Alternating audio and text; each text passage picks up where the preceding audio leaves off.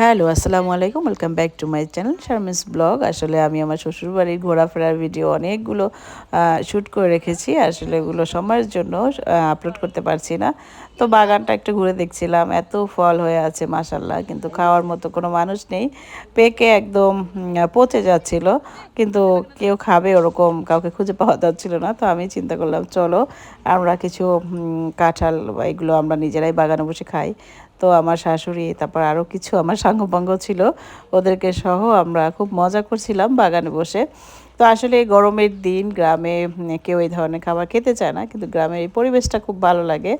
আসলে বাচ্চারা সবাই দেখা যায় শহরে থাকে, ওরা এই ধরনের কাঁঠাল টাঠাল অতটা বেশি পছন্দ করে না। আমার বাচ্চারা অনেক বাচ্চারা পছন্দ করে, বা ইভেন আমিও খুব একটা বেশি ফল খাই না। এই জন্য ওদেরকে আমি জোর করে খাওয়াচ্ছিলাম। আমার দেবর ভাসুরের মেয়েদেরকে বলছিলাম খাও, অনেক মজার, গাছ থেকে পেড়ে এরকম তাজা তাজা খাবারের দৃশ্যটা দেখতে অনেক বেশি ভালো লাগছিল। তো আল্লাহ হাফেজ, ভালো থাকবেন সবাই।